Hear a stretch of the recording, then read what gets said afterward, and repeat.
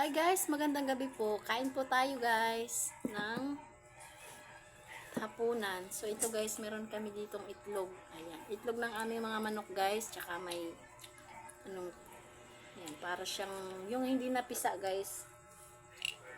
Ayan, may sisiw siya konti, parang balot. Ayan. Balot nga yan.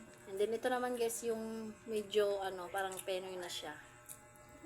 And then pinaka the best ang okra. Ayan.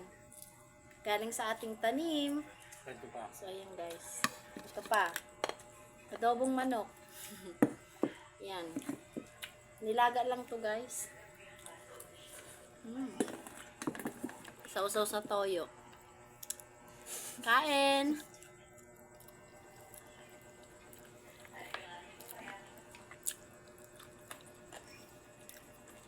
Kayo dyan, ano mga ulam-ulam nyo dyan ngayong gabi? So, comment lang kayo guys kung anong ulam ninyo ngayong gabi.